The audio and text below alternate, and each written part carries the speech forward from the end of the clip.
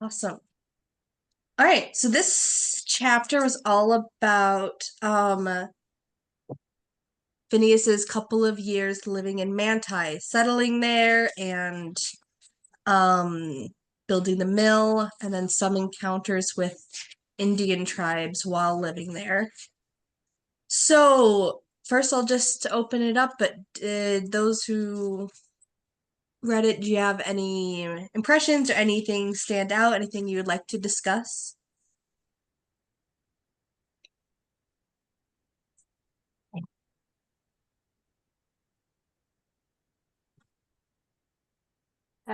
It's pretty amazing about the power of forgiveness. Yeah, that murder story Yeah. was a little interesting. Yeah. But I suppose it is true. What the prophet forgives on earth is forgiven in heaven. So That felt really wild, wild west, you know? Like he takes him down right there in front of the church, and then, oh, we don't know what to do. You know, no police swept in, and I guess they did. Did they put him in jail? no, they never arrested him. No jail, no arresting. Yeah, it felt like the Wild West. Like we're just kind of on our own here. What's the right thing to do? I mean, he's a good man. He's a doctor. Well, he was 22 years old, and apparently he had played around with other wives also. Yeah. Sounds like it, yeah. Yeah. According to Phineas, anyway, that he had. But yeah, they needed a doctor, so now they're without a doctor. I forgot he was so young. Yeah.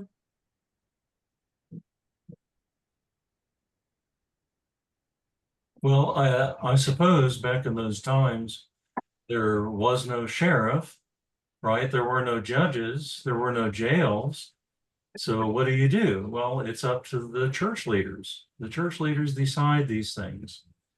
And then it's up to the individual people involved, people who know these two participants, the one who killed the doctor, and they would also know something about the doctor. You're on your own is the impression that I got from reading that part of the story. Yeah, Wild West, definitely. You're on your own. There's no support system other than the church. I think that's right.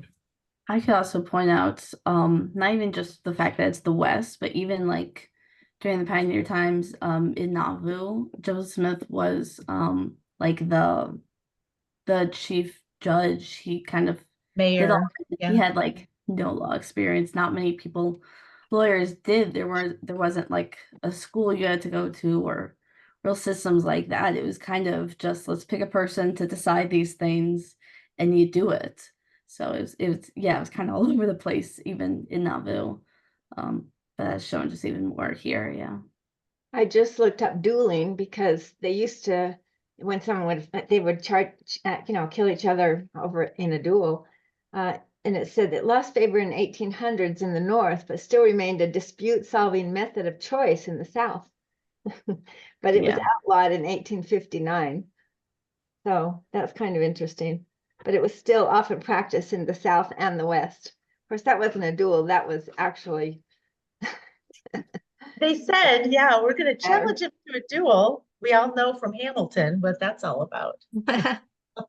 We all know about duels. Yeah.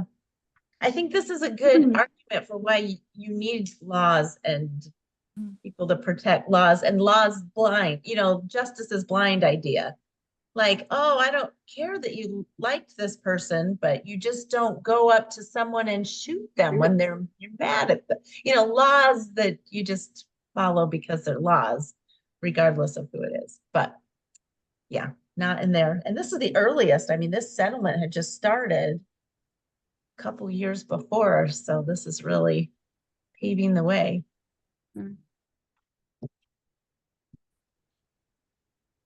Have any of you been to This Is the Place Monument Park and seen his the recreation of his mill? think Been to the park, but I didn't know. I to- know I've been to the park. I don't remember the mill. Yeah. But someone asked on the social media page about like where the mill is, I think how they phrased it. I told them like, the park there, but I tried to figure out where it was originally, and there's not like a set location. It was like the mouth of a creek bed somewhere in Manti. It was a little vague in where it was originally located. But yeah, obviously the replica is now in the park, yeah. I wonder if any old maps or something have it on to say exactly where it was. And then we should go do some archaeology digging and find exactly where it That'd was. be something. The next Phineas Cook project. Yeah, but that's a nice picture of it. I assume this is the picture of it in This Is the Place Heritage Park. Oh yeah. I think Yeah. so. So it must be off in some corner somewhere. I don't remember it exactly.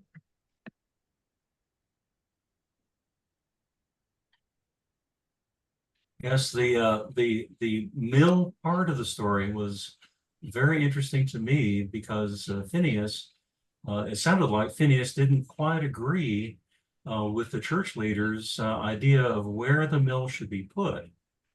He had his own idea, which I suppose means that Phineas knew not only how to design and construct the mechanics and foundation and wheel and stone and all that, but he also had a knowledge of looking at a landscape, seeing where the mill should be placed in order to take best advantage of the flow of water, for example.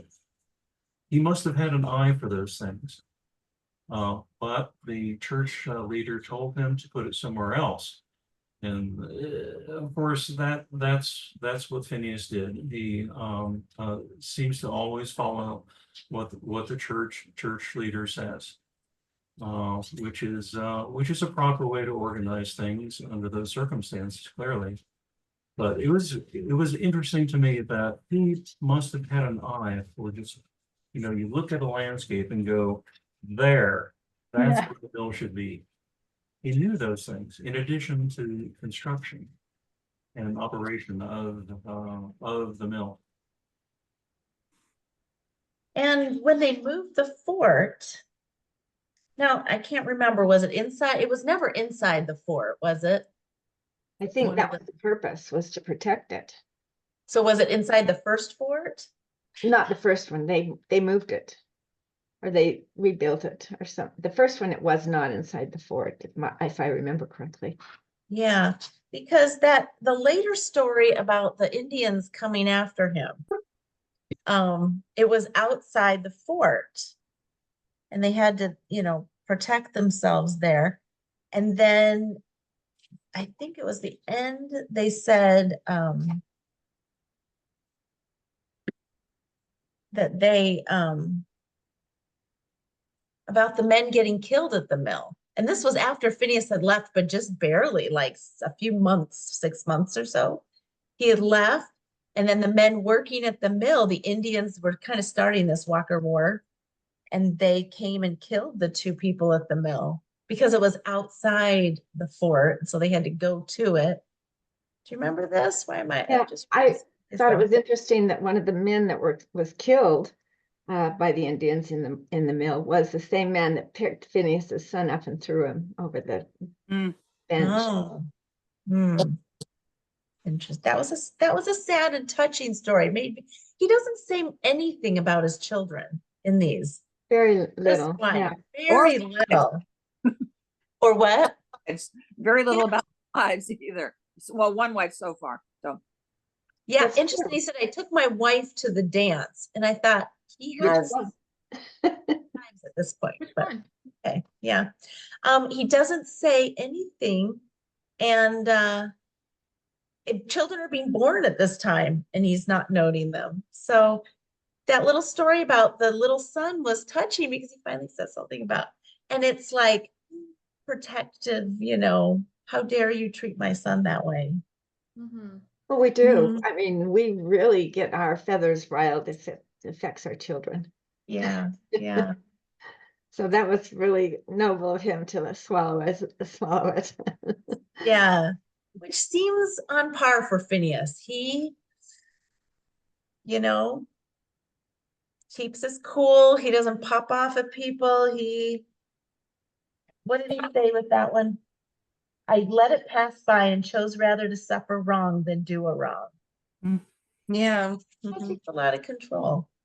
And Yeah. I think kids, posterity learned from that because Alonzo Cook, and not all of you are descended from him, but he was his grandson. My dad told me that they were very poor and there was a man that owed him money. So he sent his son Melvin to go to his father's or to this man's place and ask him if he could pay. And Melvin went and to ask him, and this man picked up a 2x4 and beat him bad. And my dad said, yeah, my father forgave him. And so, that was something I'm sure that was passed down. That's interesting because I grew up with that story too. My father told us that story. Did he? Yeah. Well, I'm sure forgot it that made it a was big Melvin. impression. Yeah, yeah. I forgot that it was Melvin that got beaten with the 2x4, but yeah. That's interesting. You see those traits being passed down. Another story we grew up with was my father. They were poor. His mom was a single mom. She was the cookling. And very poor. He had this enormous paper route that he did every morning before school, and he saved up enough money for a coat. This is in Salt Lake in the winter, just very cold. And he finally had a warm coat. And the first week he had it, he wore it to church. And there was a bunch of youth there that didn't like him. And they stole his coat. And he never got it back. That's sad. And the story had that same, I swear those stories were told at the same, the same breath. It had that same sort of, he said his mom thought she knew who took it, but just that same sort of better to suffer a wrong than do a wrong, that same sort of attitude that. So this was your dad that got his clothes stolen? And who's your dad? My dad is Richard Winterton. Okay. So his mom is Maureen Cook Winterton, Right. and she's a granddaughter. She's Vernon's sister. Vernon's sister, right. Yeah. So same Interesting. traits passed down. Interesting.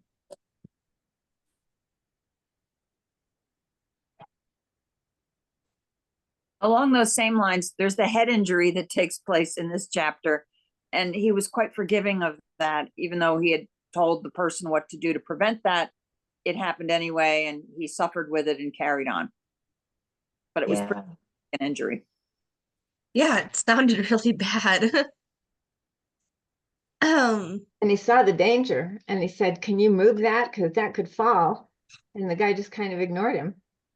And then it did fall.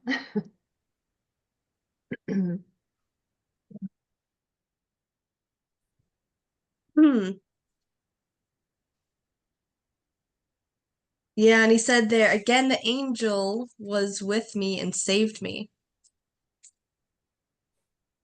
It sounded like he got saved from that mill execution too. Oh yeah. He got saved a few times in this chapter by the Indians coming after him.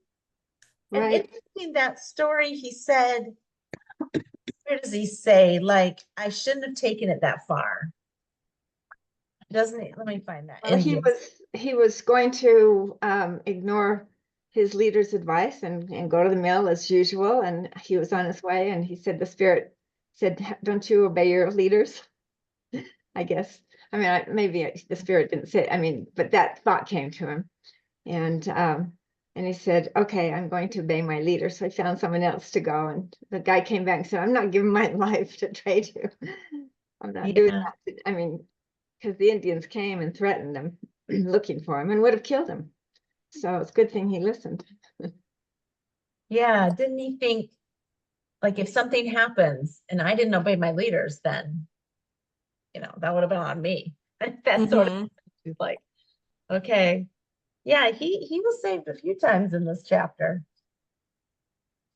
Yeah, I thought it was interesting. And that's one thing that really stood out to me as I read this chapter was this whole like conversation around like the Indian like unrest and why they needed to build a fort and things like that. But specifically this mill story I thought was very, very interesting. How I'm on page 91, by the way. How it was just barely after Phineas had left, and these four Indians came and almost killed someone who was working there. And I thought it was really interesting how he says, this is no doubt a narrow escape for me, but the still small voice of the Lord directed me, and I followed its dictates. By the means my life is preserved. And he says that kind of over and over again. The reason I'm alive is because of the Spirit of the Lord. And like it says, thanks to be to my Father in heaven and his angels, just like you said, that I was saved from the wrath of bloodthirsty revenge. Like I think that's so noble of Phineas that he recognizes that it's God that preserved him. Like I feel like that's a theme I see throughout all these chapters. But also kind of on the flip side, like this was a crazy time to live in, that you're just doing your job at the mill, feeding your family, all this sort of stuff, and there's just this always like constant threat of danger, and like just die like that because of like what's going on around them. And that's why they built the fort, and that's why they did all these things. I just thought that was very interesting and very noble of Phineas to kind of always turn it back to God. It's the Spirit of the Lord that's preserved me, because this could happen to anybody, And so I just thought that was very interesting. And it's always good to give thanks for the things that the Lord protects us and helps us with. Mhm. I also admired, I guess it was, of course, this all took place in Manti, right? They were all in Manti at this time. Mhm. But the Indian, I'm trying to remember, he came and stole the pie, or what did he steal? That she had just baked? Bread Yeah. that she had just baked, and she went after him with a broom. That took a lot of courage. Mhm. Yeah, I think today his kind of obedience is not valued. Like we call it blind obedience or following like sheep. And I mean, in general, in society, that kind of, oh, I'll obey no matter what, even if it doesn't seem reasonable to me. I think today our society thinks of the individual as more the authority. Well, whatever I think must be righter than anything anybody else has told me. If I think it, I am superior, I guess. And I think his kind of devotion to what he feels is coming from God, either directly, I feel it from God, or through a prophet or a church leader, is really different than what we see in our society. I think it's really different. And maybe it was different then too. I don't know. Maybe it was pretty unusual for his time. But I think it's admirable. And like you're saying, that the kind of to set up a society like that, you need a lot of self-sacrifice. You can't do it with lots of egos. No, I think this, everyone's got to give in and compromise in some ways. And he was willing to do that. Oh, I don't think this is the best place. In Goshen, he did the same thing. I don't think this is the best place for a fort. Everyone else did. Okay, that's how you build a community. You have to give in. They gave in, and the area flooded all the time. And I wonder how many times he told them, I told you so. So then they moved again, they moved it like 4 times. But you have to, be self-sacrificing in that way. You have to, not think that you know everything to build a community, to have a chance at a communal survival. But there Anyway, was a lot of contention. Yeah, there was still a lot of back and forth. But he definitely had that attitude of being obedient is more important than being right myself. Well, we also believe that what comes from our prophet comes from God. And so that he sought the prophet's advice and walked to Salt Lake over and over and over again to get advice right from the prophet's mouth. And man, how many of us would be willing to do that? And you know, we kind of don't always take the prophet's advice when he tells us things to do, and we need to, because it always turns out best if we do. Yeah, But yeah, being obedient is the Lord says, be ye therefore perfect. And I thought about that. Well, that's what I want in my kids. Please be perfect. and that's what he wants in his children too, right? That's the way to get us there. Once again in this chapter, I reflect a lot on how long suffering Brigham Young was. You know, everything goes to him, minor squabbles, small disagreements. And he seems to respond to those with patience and thought and understanding. But I'm thinking what that life must have been like to be the end all and be all and the answer machine for all of these things. It's pretty overwhelming to even think about. Mm-hmm. Yeah, I'm sure people were lined up all day long to talk to him. And how many times did he go, people, just can you figure a few things out for yourself? And today, Brigham Young is roundly criticized for a lot of things. And perhaps rightly so for some. I don't know all the decisions he made. But look at the bazillion decisions he was asked to make with not always the fullest understanding of everything. You know, he is doing the best he can. And I sometimes when I hear some criticisms of him, I think maybe we ought to back up a little and remind ourselves we don't know everything that was going on, all the pressures he had, all that he knew or didn't know. And maybe, just maybe, he was doing the best he could. Mhm. You know, give him a little bit of a break or a lot of break. Yeah. Mm-hmm. Because colonizing the West was not an easy job.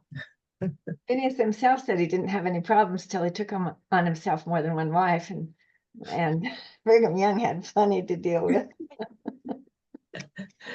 Yep. Well, girls, did you have any more? You want to talk about? We have a video just talking about settling Manti and the mills and stuff that we could watch if you would like. Sure. Yeah, let me make you co-host here. You could show that. Okay, yeah. Yeah.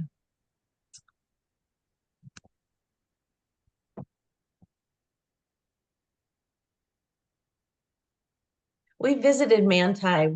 I was out there. My girls live out in Utah. And I was out there this summer and we drove down to Manti and visited some of these spots where they have little markers of where the forts used to be, the 2 or 3 forts, just a markers there now. And I hadn't realized that Manti was, where did I read this? Was it in this chapter? One of the first pioneer colonies outside of Provo. Of course, they went Salt Lake, but getting all the way down to Manti was anyway one of the very first. Okay, can you see my screen? Mhm. Yes. Okay, let me know if you have trouble hearing it. Oh.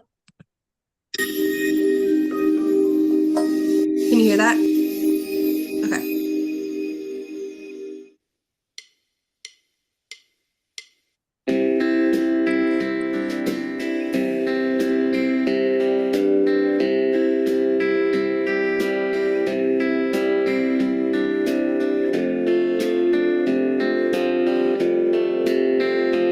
June 14th, 1849.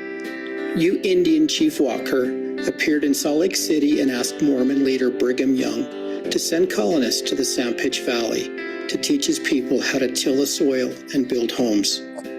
Brigham Young sent 4 men with Chief Walker as their guide to evaluate the potential for settlement. Crossing the divide through Salt Creek Canyon, they entered the beautiful Sandpitch Valley and reached the present site of Manti on August 20th, 1849.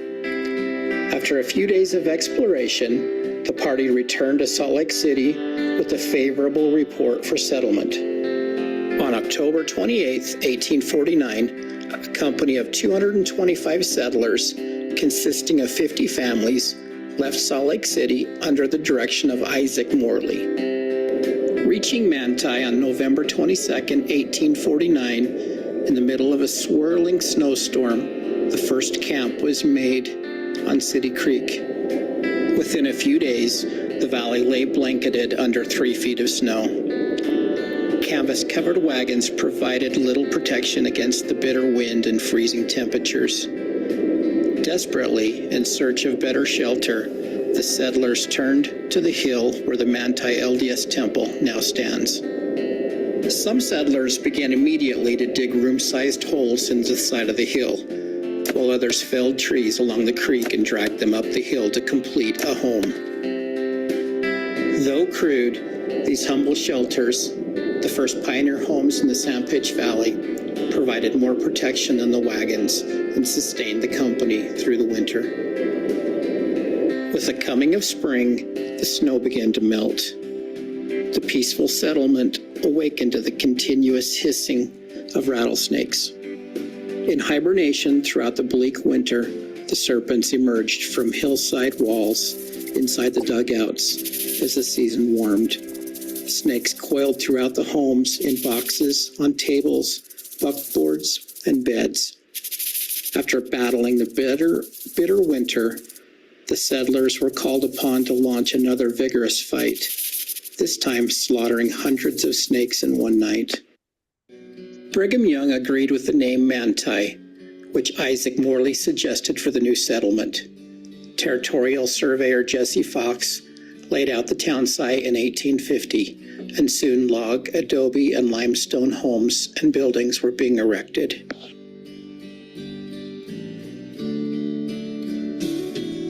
Manti was incorporated on February 6, 1851, the third community incorporated in the Utah Territory. It was designated the hub for other colonization endeavors in the valley and for other settlements to the south and east.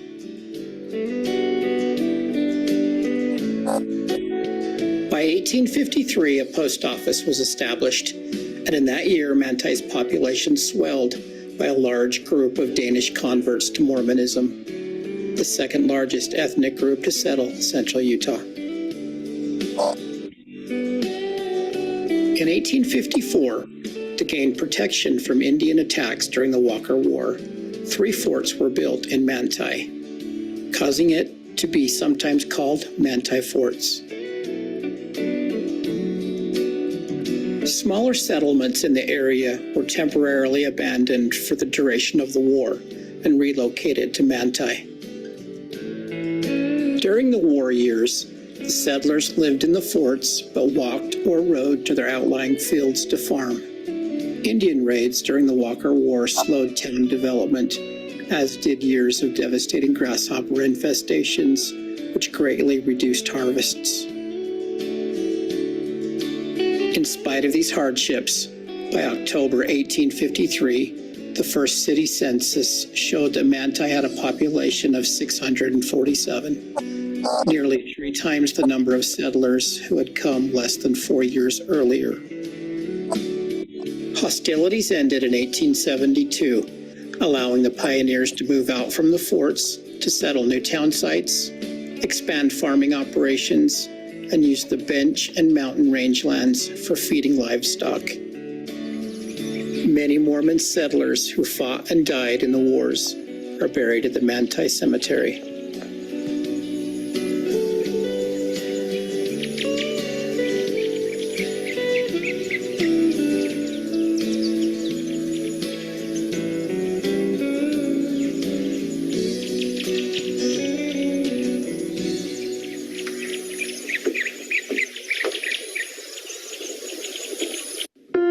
Between 1890 and 1920, Manti reached its population peak of more than 2,500 residents. Its commercial district expanded during the same period.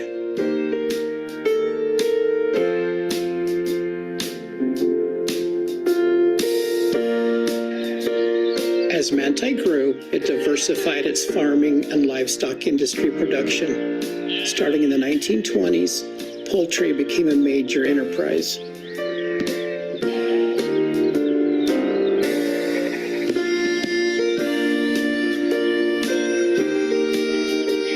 The early 20th century brought the Rocky Mountain Packing Corporation's pea factory in 1923, the Manti Cheesery in the same year, and the Apex and Peerless hatcheries. An industry that developed out of war need was the Reliance Manufacturing Company, a major employer during the 1940s.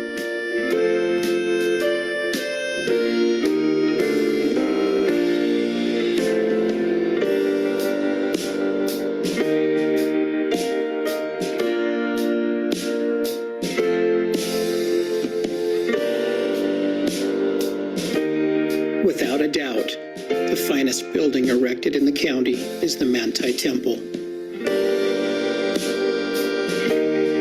The building was commenced in 1877, the year Brigham Young died. The Manti Temple looms cathedral-like over the city and is visible for miles in every direction. Designed by architect William Folsom, the temple has been an important religious structure for Mormons throughout central, eastern, and southern Utah since its completion in 1888.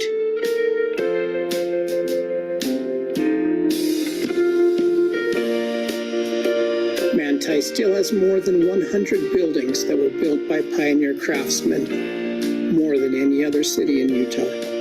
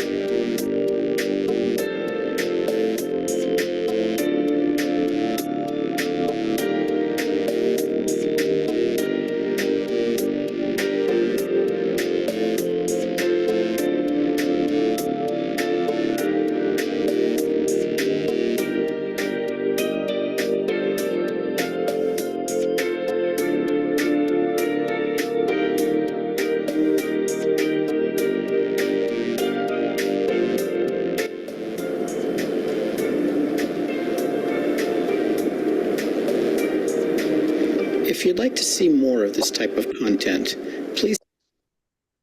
There you go. So yeah, that was anyway, cool showing the forts and stuff and talking a little bit about Manti into the 20th century as well. Let's see. How cool is that? But yeah. That many original pioneer buildings were still standing. That's really, really neat. Yeah, it still feels like a, pioneer town with, it's not as, I guess, gotten as big as like Provo or, Lehigh or other cities. So it still feel like I got that pioneer feeling there. Yeah, I was married in the Manti Temple, and we had our lunch right after in that Manti House Inn, right across the street, the one they said this was the inn. It was just closed down a couple years ago. Yeah. Beautiful, beautiful area. And that temple, couldn't quite tell. One you can tell it's up on a big hill. So you see it driving down the freeway. You make a curve at one point, and all of a sudden it's way off in the distance, but it's whoa, it's right there. Yeah. Really pretty. The Washington, D.C. temple's like that too. It just pops up and like it's in the air. And when they first put it up, it was causing accidents, so they had to dim the lights at night. I don't know if they still do, but it was, people were just, what is that? I thought that story in the beginning was very interesting, how they went and settled and were freezing and 3 feet of snow, so built those cabins into the hill. And then, oh yay, spring's coming, we can finally get this going. Oh, just kidding. There's hundreds of rattlesnakes everywhere. That is insane. And I can't believe they stayed, because I would have left. I can't even imagine. We killed 4 at our place when we were putting in our landscaping. Really? And just 4 was crazy enough. Should we move? Can't imagine hundreds and coming into your houses through the floor, because it's a wood, not a solid floor. Yeah. Awful. Crazy. Crazy. Yeah, pioneer life sounds like not even 2 steps forward, 1 step, like 1 step forward, 10 steps backward, a little step forward. Just more work and more work all the time. I thought it was also interesting, the Indian tradition, that because that Indian got hit by Annalisa, I think it was Annalisa, with a broom or stick or whatever she went after him with, he was not allowed to hunt with the Indians anymore. Because that was demeaning, to be hit by a woman. A woman. Very interesting.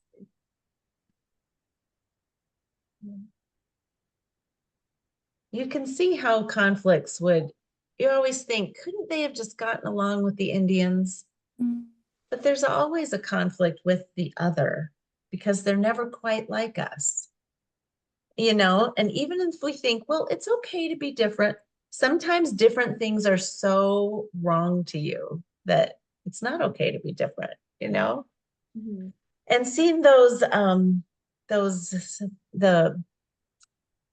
cemeteries with the people who died in the Indian War, and it just seems so sad that we couldn't have gotten along. Oh, we took their land and just the whole thing. But you can see how rather inevitable it was too. I think it's human nature to not like it when people move in and not like it when there's resistance, and you just sad, but inevitable. Yeah. I mean, and they were also, settlers were not getting along with each other. They're killing each other too. So there's already that, and it's already the wild, wild west, and no rules and no, laws or getting in trouble for all of that. So I think a lot easier for conflict to take place and not be settled and resolved quickly, or, people being punished quickly and going to jail. Yeah. So when it is the wild, wild west, then you already have conflict within, settlers, people who, you are, together and, settling it together. Yeah, I don't know. It's just a lot, Hard to lot live. harder. Yeah, it's hard to live that close together with people. And that's why the Lord gave the second great commandment, thou shalt love thy neighbor as thyself. Because that is a hard commandment to live. We love people that think like us and do things like us, but people that fight against us or are rude or things like that, it's hard to love them. It's harder to love them. But they were so close. And it wasn't like they stayed in their houses all the time. When we were in Africa on a mission, people are out all the time. Their houses are hot, so they're always out on the street. They're selling things, they're wandering, and here we drive out of our garage and drive into our garage and hardly see anybody. So it's easy to get along with our neighbors. Yeah. Harder online now, right? Don't go away. Yeah, but you can block them. Easy to see how might means right. Might makes right, right? They say about the wars or the Wild West or whatever.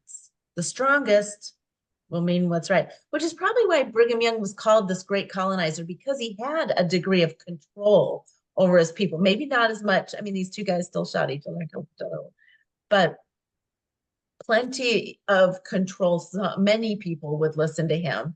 And so he could, control things from very far away by, no, we're not going to be like this. No, we're going to stifle our human nature to just fight and kill everyone who isn't like us, to be able to colonize.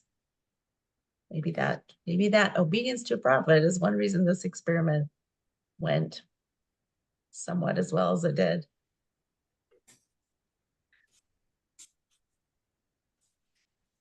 It is a beautiful community. And it sounds like Phineas was only there a few years.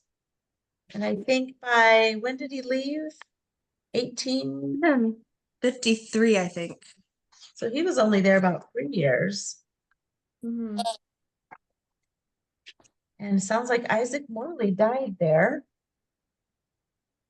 That's where he settled and died, the first guy there. He has quite a history in our church. Yeah, yeah.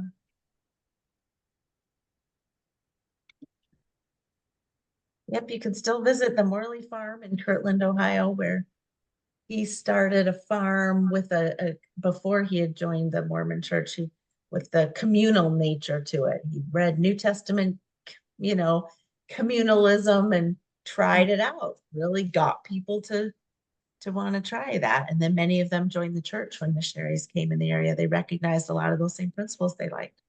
You can still visit the Morley farm. When they tried to live the law of consecration, they took terrible advantage of him and other people that were trying to live that way. Oh, I like this gold watch.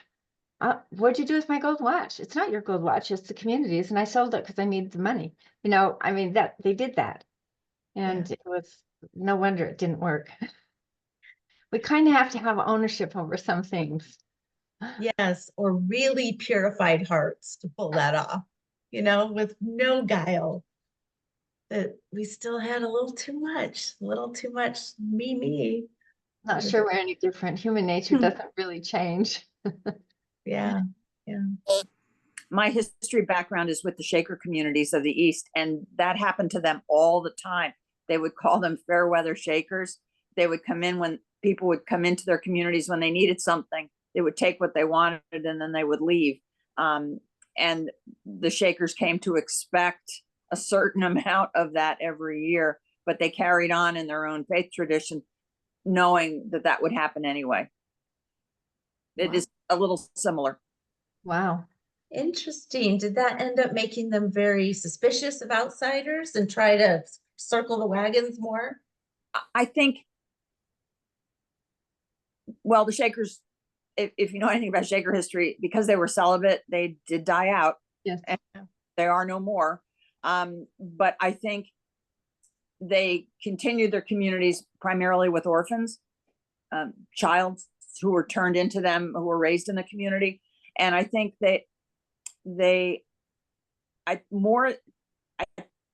think they became a little less naive about being taken advantage of.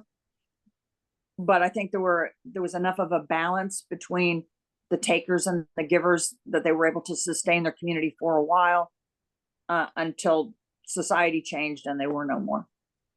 Yeah, there's a chapter written to the Shakers in the Doctrine and Covenants. Yeah, the Mormons had a lot of interaction when they lived in Ohio with their neighboring Shaker communities at a time that communalism was so popular, if as popular as it got anyway, until the 1960s when we all tried it again, living communes. But yeah, That was different. yeah, a little different flavor then. That was Satan's version. Free love. Share everything. Yeah. Interesting.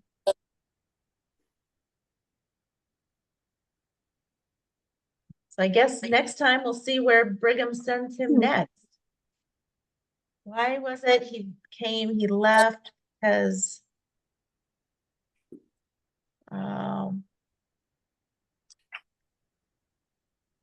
Brigham asked me, let's see. Oh, to be water master in Salt Lake, didn't he? Come to the city and lay down pump logs to water the city. And I could do well. Made out of wood. Yeah. See that picture? Yeah.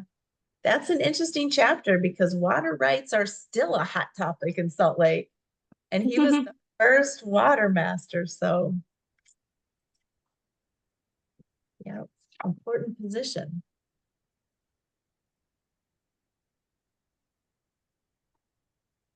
So how much are we reading next time, girls? So since we're not going to be meeting next month because of General Conference, which is the first Saturday of October. So we'll meet again in November on November 2nd. And so we'll read the next two chapters, which are both Salt Lake City, so May 1853 to June 1855 in Salt Lake, and then the next chapter is January to June of 1856 in Salt Lake. So it starts on page 95 to page 124. So yeah, we'll have a little bit longer section, but we have the next 2 months to read it, and then yeah, November 2nd. So when we'll meet. Sounds good. Yeah.